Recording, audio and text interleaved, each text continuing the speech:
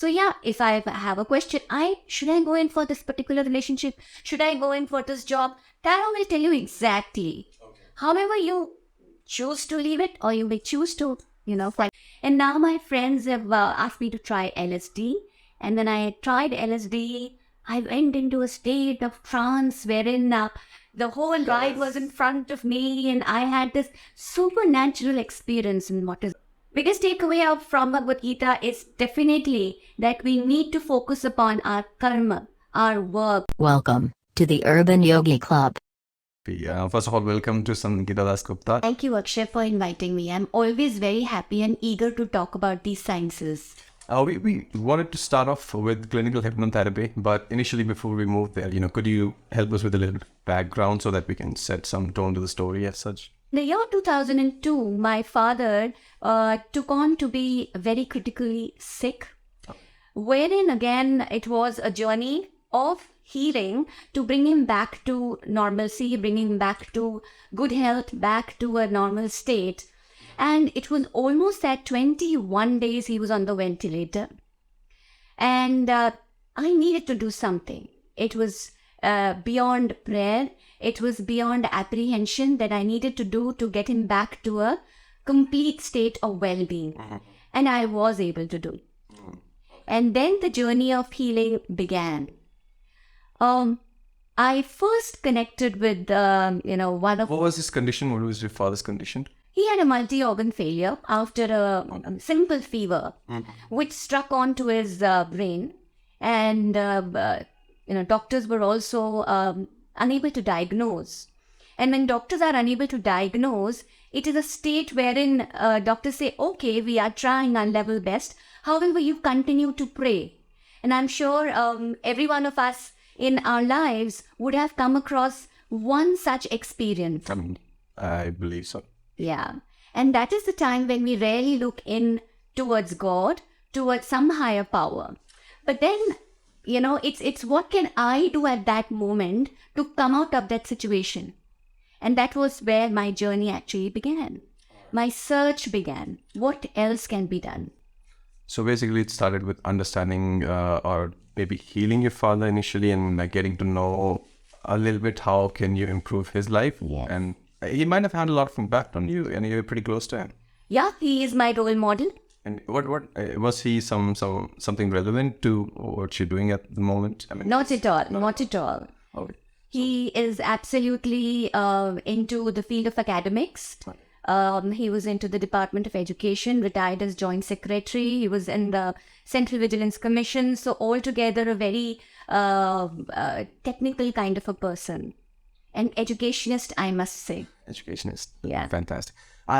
When the last time I came to your office, I saw a whole wall full of certificates and degrees hanging all across. So is there a Dr. Sangeeta or is just Sangeeta yet? No, a therapist is not yet certified as a doctor. A doctor can be a therapist, but a therapist is a person who has been certified with certain alternative or complementary therapies which are recognized by the government of India. And then you're also working with government of India for some aroma therapies, for some, I think they have been tie-ups, I think. So there has been a certification course from the Ministry of Flavor and Fragrance. Flavor and Fragrance. As we all know that Kannauj is the center of aromatherapy. So it has been affiliated, and it is the Ministry of Government of India, Ministry of Flavor and Fragrance to be very specific. And they basically help all the small scale industries to flourish in the area of essences. Yeah. I know such an industry exists. Yes, it does. We all eat and we put flavors. So Haldiram's, Bikane Wala, all these outlets put food flavors. Then we go on from Kannauj. Essentially, not exactly. The hub is Kannauj, but there are many farmers who are growing flowers from which aromas are extracted. Oh, fantastic. So you must have a really good collection back at your place. What kind of aromas? Are there? Is there a specific healing aroma? I think there is of that kind as well. So Akshay, it goes back to Lord Shiva. Okay. his mantra, which is the Mahamrityunjay mantra. Om Triambakam Yajamai Sugandhim Pushti Vardhanam. So Sugandhim means the essence of the flowers, the flavor, the fragrance, which basically brings you back to good health. So all the essences brings back to your normal state of well-being. If you are stressed, if you are anxious, if you are feeling low, if you're lethargic, if you're having any kind of a pain, a headache or body ache, you use flower oil and essential oil and you come back to your complete state of well-being. All right. So there must be some medicinal and pretty much medicated herbs that way. You needs to be certain process. We need to follow certain process to extract that essence and get into the healing. Again, but that's a long process. What is this aura photography? I'm pretty cautious about this thing. I haven't heard this term before. So our body is made up of protons and neutrons, and we have energy in us. So the law of thermodynamics basically say that energy cannot be created nor destroyed. It is just there. Its forms change. So whatever we are thinking, our thoughts basically creates an aura all around us. Okay? And this aura is the one which basically has, a kind of a telescopic or microscopic Please come in, Pat. atoms, That's fine. which tells us how healthy we are. Okay. So if we take a picture using a normal camera and then convert it using a software, we see an aura of colors all around us. From that colors, we basically figure out what is going on in your mind, your thoughts, and then your body. It's like an X-ray. So we all know and see about the rainbow. Rainbow has Vibgyor, that is the violet, indigo, green, yellow, orange, and red. Absolutely. These 7 colors make the aura. We have 7 chakras, like the energy vortices inside our body, in the spinal cord, as well as the third eye and the head. And these are the colors of the aura, which you see in the color of the picture as well. So are there any specific colors that your body emits when it is in a specific state, and how do you understand that? Yes, absolutely. So we have an internal aura and we have also an external aura. Now, if we look at the internal aura, that makes more sense to an aura reader, because if you see dark spots, dark black, or you see maroon color, these are the concern areas. That means the energy is getting stagnated there. It's not moving there. Right. And there is disease which might affect that particular area. Okay. So that helps understand the overall, spread of energy in your body. And Overall thought process, basically. What is the thought going on in the person? And how does the energy get stuck in a single place? So, this is interesting. So you are thinking at all times. Right. Mind is like a monkey and it's getting all kinds of thoughts. Now, whenever we have positive thoughts, they are free flowing. Whenever we have negative thoughts and we keep on thinking in a repetitive mode, they get stagnated. Now, thoughts goes on to emotions, emotions go on to energy, and energy goes on to the physical body. So wherever the emotions, which is the energy in motion, goes and romances your body, the dark spot or the maroon spot just gets stagnated out there and disease starts to happen in that area. Okay. When emotion stops, the energy stops. The energy stops emotion moving. stops at that particular area. And how does that happen? I mean, why does the energy stop? Yeah, because it stagnates. If you're thinking a particular thought for a period of time, which is redundant. So if you keep thinking, oh, I am a failure, I am a failure, or people don't love me. At all times, my boss is just, stagnating my promotion. So if you're thinking the same thought over a period of time, it stagnates. All right. And it creates, it might create a problem in any part of your body, or are there any specific parts of your body that are prone to it? So it depends on what kind of thoughts you are thinking. Say if you're very confused and you're not able to take a decision, you will start to have a migraine. If you are feeling very negative about life, you are thinking that there is no sweetness in your life, then probably you might get a diabetes. Okay. So on and so forth, depending upon what is your thought process and which part of your body it stagnates, disease develops. Diabetes, really? I mean, Yes. that's a very far. Don't you crave for sweets? I don't. I don't know. People who are diabetic are being asked to stop sweets and stay away from sweets. So they crave for sweets. So the underlying fact is that I am missing sweetness in my life. Okay. So we go on to the core issue, the core thought. Okay, and the sweetness in life means the life in you, or the love in your life, or No, basically it might be different. the energy in your life, or how do you say that? Okay. I'm sure, Akshay, there might be people in your life whom you feel very sweet about. Your mother, okay? And people around you who talk to you very nicely, very sweetly. If you are in an environment, in your family or in an organization, where people are always demeaning you, not saying good things about you, then how would you start feeling? You will start feeling bitter. Yeah. And that feeling of bitterness is going to stagnate in your kidneys. All right. And what? And if a particular thought stagnates in a particular organ for a period of 3 to 6 months, it develops into a physical disease. Oh, I never thought of it. Yeah, it is. All right, it gives me a new perspective of things. So what you understand is you should not stagnate over a thought, or to let it become a poison. Absolutely. So negative thought basically that becomes poison. Yes. Negative. Yes. Okay, here feeling of depression, anxiety, okay. And to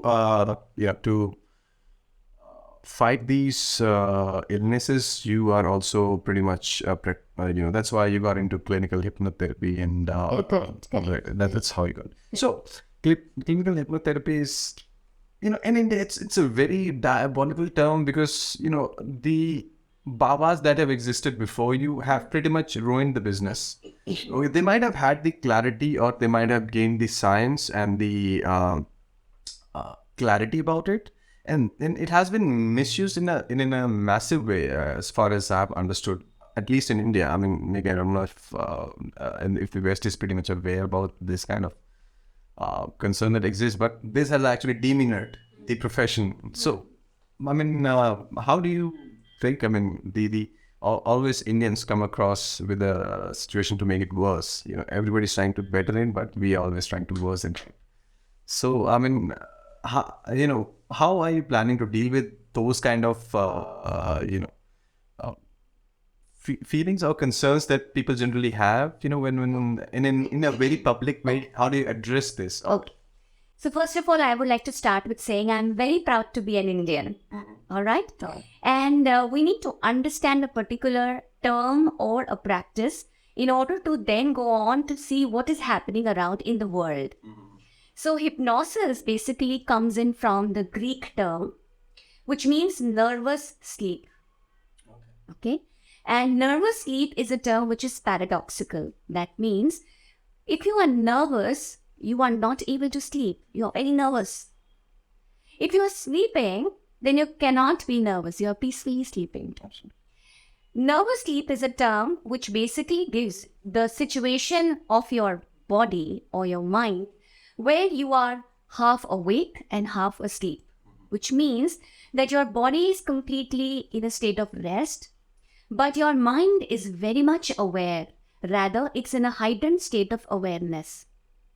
Now, we basically use this term hypnosis as hypnotherapy in order to work for people who are coming to a therapist vainly to work upon conditions of their life. But the dilemma is people do not understand that they are in every day you come across a state of hypnosis.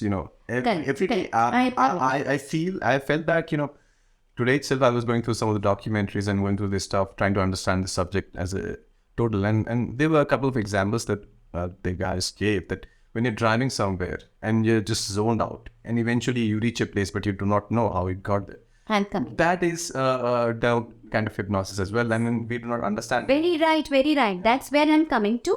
Coming back to from where you started your first question. Right. So definitely very rightly put. When we are listening to music, we are in a state of trance. When we are watching our favorite movie, we are in a state of trance. When we are chanting, when we are praying, we are in a state of trance. So in a normal state, we are in a state of trance in a lot of areas of our life naturally.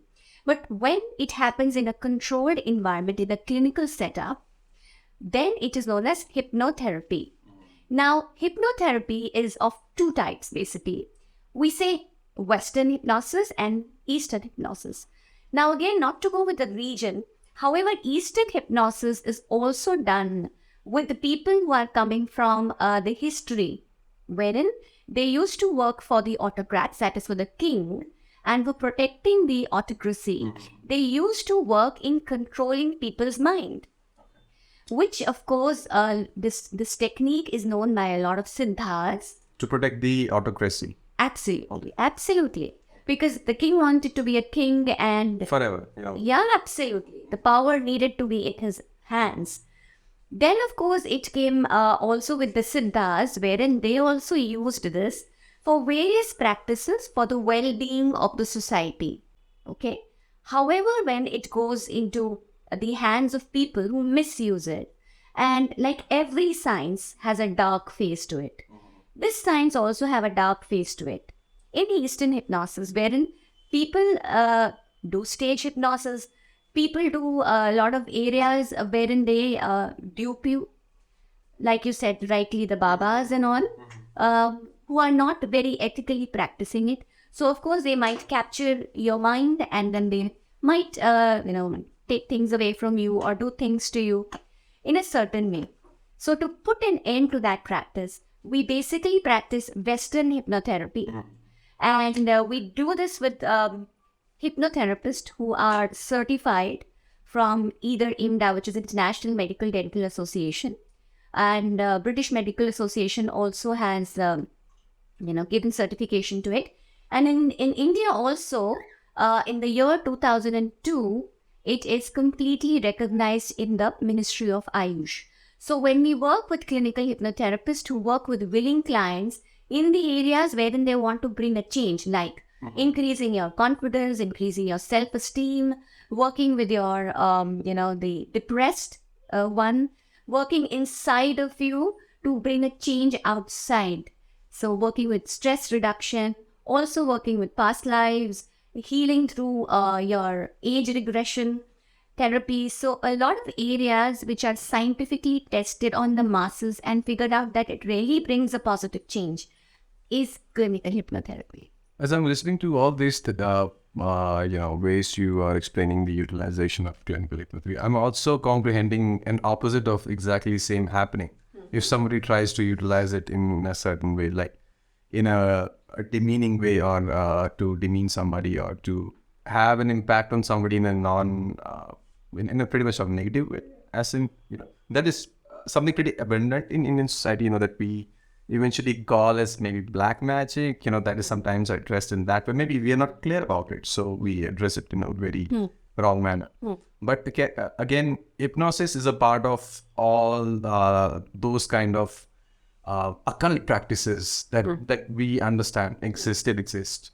So, how do you break that paradigm? How do you deal with that? This is very interesting because we've been doing this through our institute, which is known as ACA.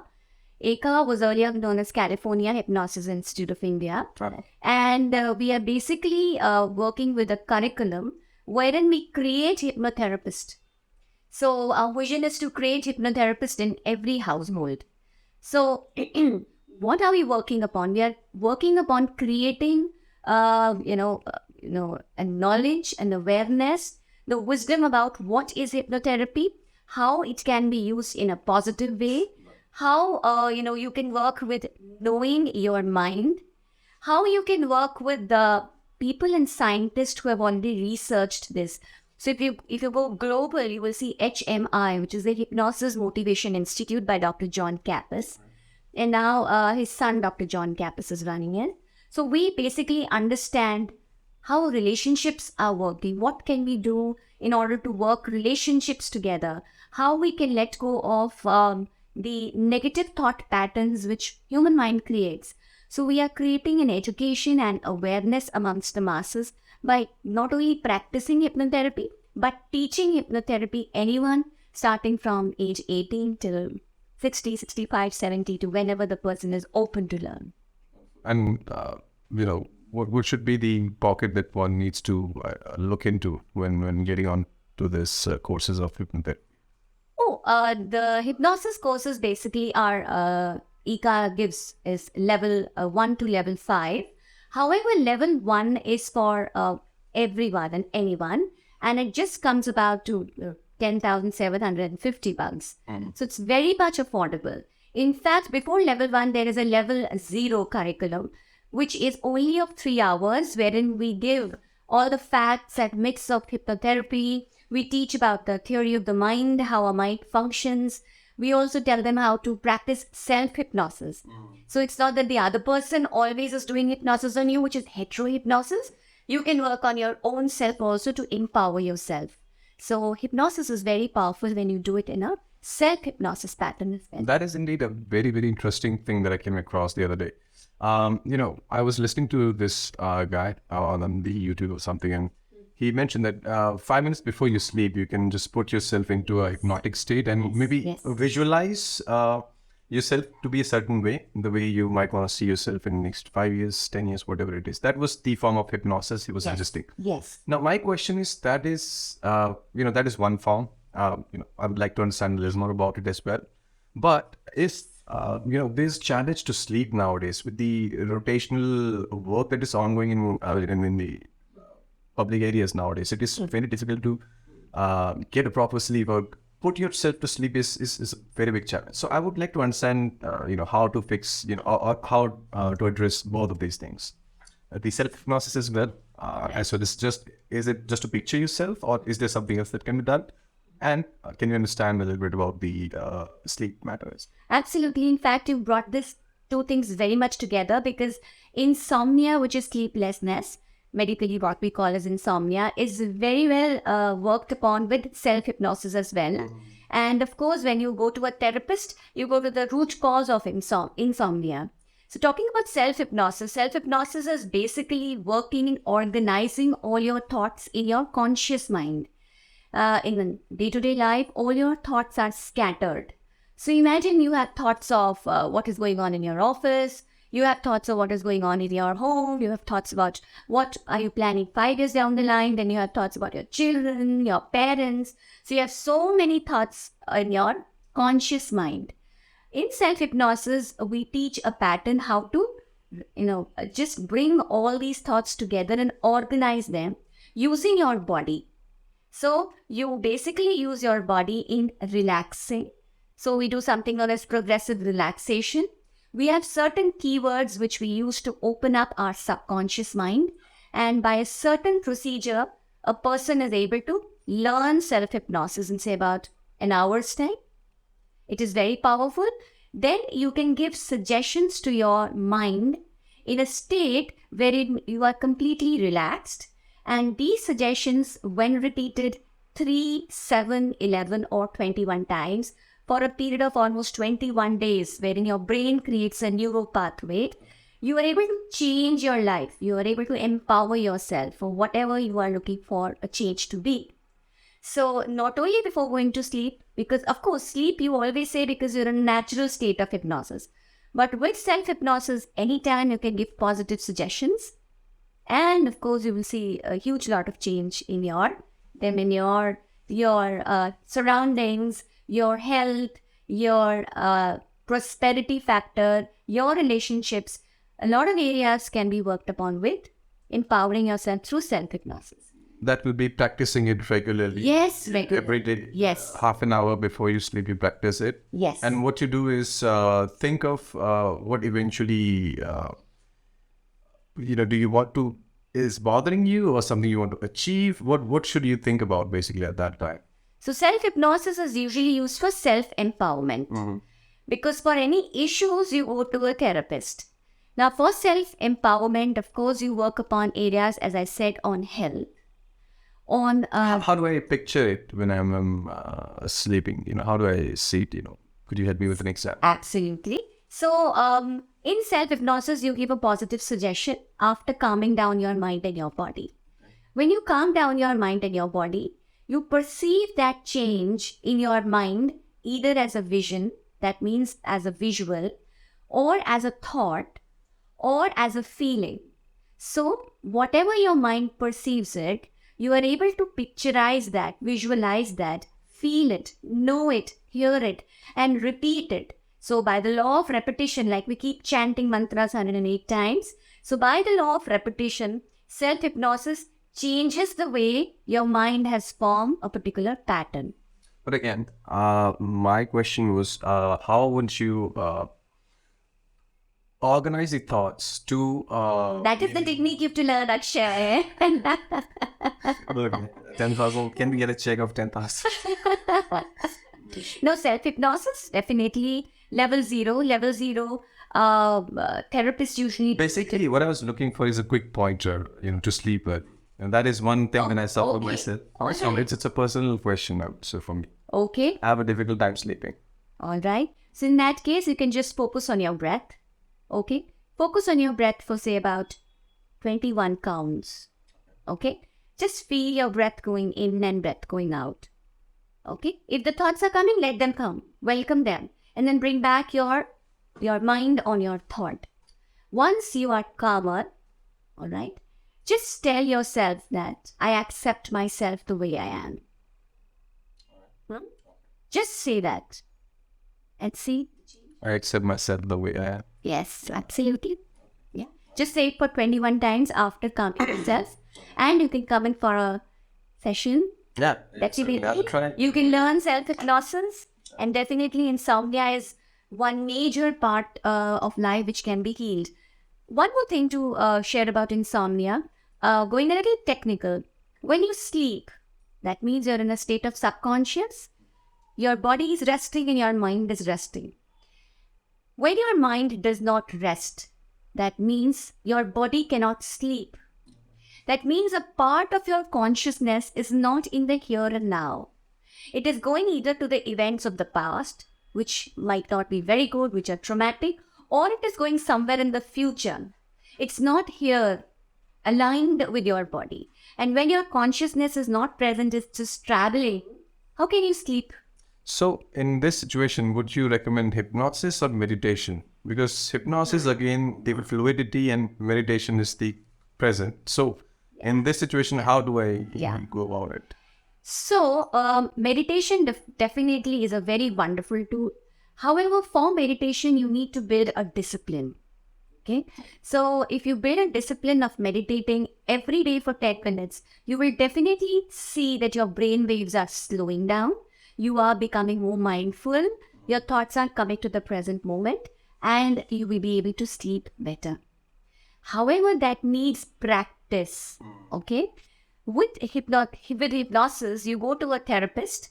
The therapist directly goes into your subconscious space, fixes you with what is troubling you, puts the suggestion and what can be achieved in say about a 1 hour session.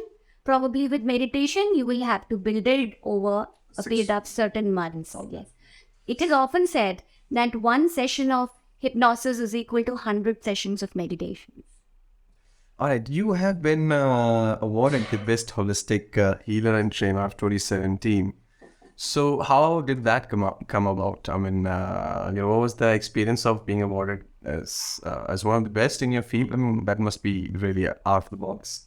So this also came to me as a surprise because it was in the years 2014 to 2017. I was traveling a lot in my quest of going to people to the grassroots level. So I did a lot of workshops in Kolkata. I did a lot of workshops in Mumbai, Ahmedabad, Delhi, and in the areas wherein I was connecting with a lot of people from all sorts of life. And therein I got a call from this organization in Mumbai who basically connect with spiritual healers and practitioners and trainers who are best in their field. And that's how it came. Yeah. Fantastic. And who are you? Who other pros are there in your field who you really respect and admire? That you have worked very closely with. So my teacher, Yuvraj Kabadia, I think is one of the best teachers and one of the best clinical hypnotherapists all across the globe. Dr. Kabadia. Dr. Kabadia, definitely. And, my teacher, Nayaswami Dhyanaji, who's my meditation teacher, is also my, mentor in meditation and, following the life mindfully. So I think these two are wonderful.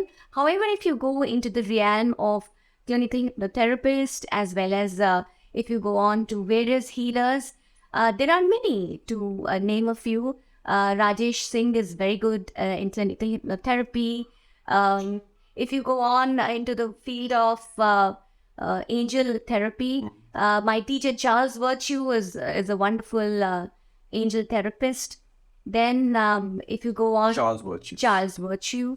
If you go on in past life regression and tarot reading, Dr. Trupti Jain is doing a very, very good work. This, since you brought up this topic about tarot card reading and angel cards, they seem pretty much of, I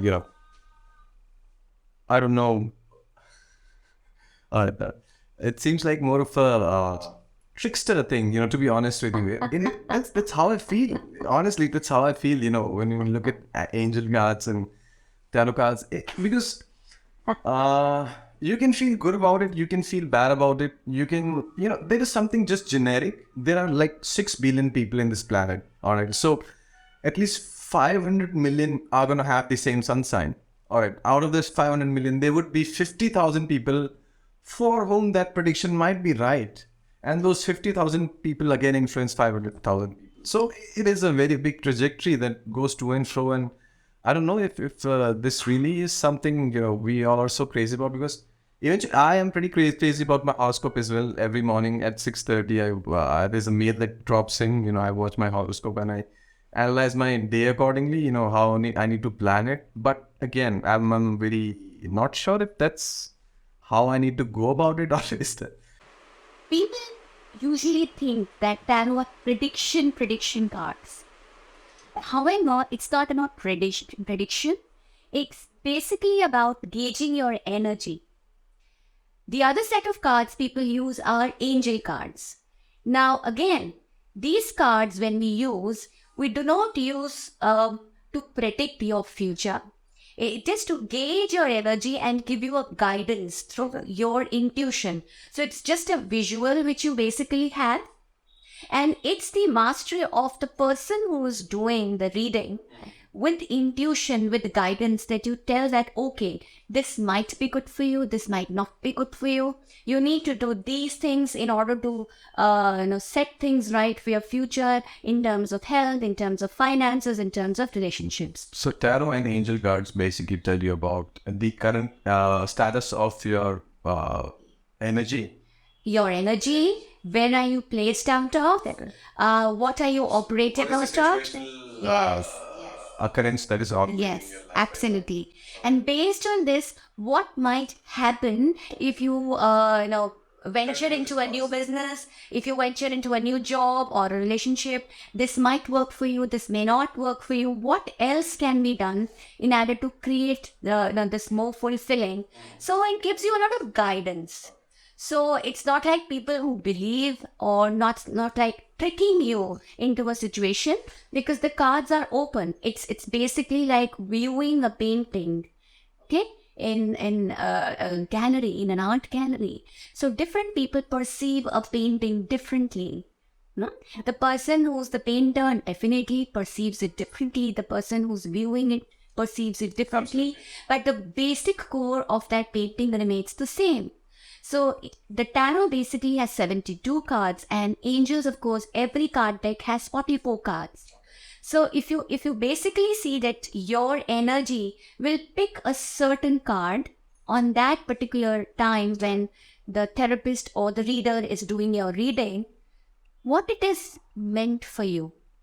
What can you do in order to change your life situations for betterment?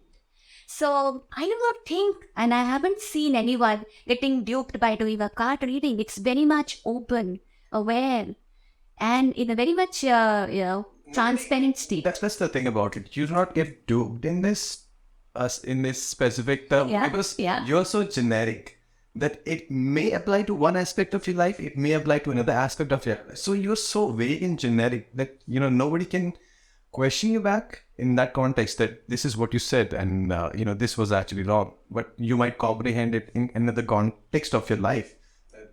The tarot card reader was saying. Tarot cards are very specific, Akshay. Okay. If you ask specific questions, it gives you specific answers. It is for you to accept it or leave it. It's like you take an advice. There are many people who give you advice. Your father gives you an advice. Your teacher gives you an advice.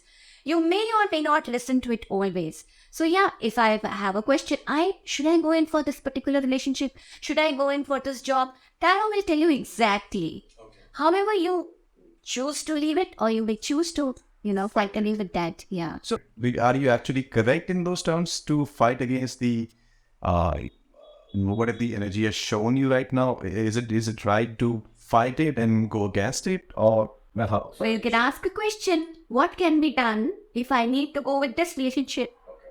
What can be done if I need to stay in this job? I understand that my boss is not good. I understand that this job is not best for me. However, I do not have the courage to go and start my own work, my own business. What can be done? So these cards definitely will guide you also. See, understand, we are made up of 5 elements, which are earth, water, air, fire, and space. All right. Now, if we talk about the earth element, we need, money to sustain. We need a house to live in. We need a career. So basically, if you would see tarot cards, the pentacles are the earth element. Okay. Then talking about the fire element, which is your passion, your career, your business, is the wands element. And talking about your thoughts, which are basically in air, they are the swords element. Then emotions which are flowing in your life are the cups element. So when you pick up these cards, you see these elements in different combinations. So say if you have a lot of fire, what will happen? You may burn yourself. You need a sustained amount of water element also. So a well-read, well-practiced reader will be able to guide you properly by telling you what is happening, in your life right now and what can be done. Yeah. How do you differentiate between a half-read expert and Really set this out. ये मेरा भी pain point है. We कैसे करें पता नहीं. People need to check the certification. अच्छा, I told you. Oh, more address it. So basically, we need to check we need to do the due diligence of the therapist, of the reader. We need to see where the person has been certified. Who is their teacher? How many years of practice? Exactly. If you're going to a half-expert practitioner, it's like fooling yourself again in the trap that you were trying to escape out of. Absolutely. You have to check. You cannot just go to a mall and get a reading done. Or even if you're going to a mall and getting a reading done, it can be a very generalized reading. How can you open up, in front of a person in a mall with your private details? Exactly. You cannot. And it doesn't keep right. The mall is not the place where you discuss these kind of things, and it's a place where you have certain different kind of things to think about. Have you heard about Mesmer? Oh yes, Frank F. Mesmer. Yeah. Basically, is coming in the line of, one of the pioneers in the science of hypnotherapy. He is the one who started mesmerism. And there was Dr. John Elliotson and S. Dial. Based on mesmerism, they did 1834 surgeries in World War I. This based on mesmerism? Yes. So mesmerism is a very, very powerful technique. How do you perform a surgery? So what happens when a surgery is being done? You give anesthesia, right? Now, hypnoanesthesia is one of the most practiced areas of hypnosis. So when you work with just sedating your mind, not with chemical inducing your brain, which of course can be fatal at times, You can just train your mind to go into a state of trance where you do painless surgeries. So hypnobirthing is also one such areas where worldwide women are now practicing. In fact, in the West, in US, an anesthetist is also a hypnoanesthetist. So Akshay, mesmerism basically is coming in from animal magnetism, which is shamanism also, which people practice it as shamanism in today's world of new age therapies, they say. So when you work with animal magnetism, you work with elemental energies, which to a lay person is working with the power of the wolf, working with the power and the strength of the lion, working with the cooling energies That's why of they the wear moon. all the accessories, So they drum, so drumming and all. Okay, working with the moon energies, making certain sounds, and that basically mesmerizes. What is mesmerism? Basically, it is just taking you into a world of complete trance. There's a theory that basically weed is prohibited all across India because it has a lot of medicinal qualities. Because the West could not really sell their drugs, the companies would not make fortune. I'm not sure how much truth is there, but it's a theory that has been proven. So, there was this client of mine who lives in the US, and he used to pretend we worked together on the area of drugs. He said, "You know what, ma'am, I started with doing weed when I was just starting my school. I mean, finishing my school and starting my college. And now my friends have asked me to try LSD. And when I tried LSD, I went into a state of trance wherein the whole ride was in front of me, and I had this supernatural experience." And what is this? I've heard about these tea colors in a very fluid form. These are basically hallucinogenic agents which you use it externally. So if I would ask you, or tell you rather, let me ask you, where is the most widely used ganja or charas in our India? Why do you use? There are a couple of places I can think of. We one time in a particular place, Kumbh Mela. Oh. Okay, so then the Kumbh Mela, it's almost what? 200,000 tons of ganja. Imagine, it's a huge amount. It was transported over there. They use it, absolutely. 200,000 tons. Tons of ganja. You need to understand that it's not for, misusing it. It's just taking into a trance and pambambole. So basically, they are spiritualists in a hurry. Okay? Now, we need to understand that these external hallucinogenic agents basically alter chemicals in your brain. Okay? The THC is released in the... Absolutely. So if you need to go into that state, why not go to a therapist in a controlled environment? Okay? And then work with the areas of your life where you need to work. If you're very stressful, if you're in depression, if you are down with anxiety, why not just work on those areas of life with a hypnotherapist? Absolutely, I'm down with that. So once we got the consciousness of the, utilization of all these practices and therapies and how I hated it, so the other businesses are going to go down. And as I was saying, that there has been a lot of fight back, for the, just like the weed stuff we're talking about. Is there a fight back against this meditational practices? Has there been anything in the community that you might have faced a backlash on? That ways. That is always there, yes, that is always there. We need to educate, of course, because these drug companies, pharmaceutical companies have actually created, a mass fear. That's how even cancer is widespread. You can definitely cure cancer, in a state of complete awareness. Cancer is just stored anger. So definitely this education is very, very important to the masses. It is also important to know, Akshay, that we need to tell the world that every science and every medicine has some role to play. So allopathy has a major role to play. If, say, someone is cut up, or if someone is having a heart attack, we need to go to the doctor. We need to take that medicine. It's just the ethical way the pharmaceutical company needs to practice. It's just the ethical way the doctor needs to practice. So we need to build on that education and value system. Therefore, an allopath is very, very important. And what we are talking about are complementary therapies. I don't also call them alternative therapies. I call them complementary therapies. So if we work them along, okay, it will give multifold results. So if there is a person who is visiting a psychiatrist, taking a medicine, if there is a person who is basically going to a doctor taking a diabetic medicine, we complement with clinical therapy. We don't ask them to stop the medication. After some time, when the thoughts and the emotions are cured, the condition is cured. Okay.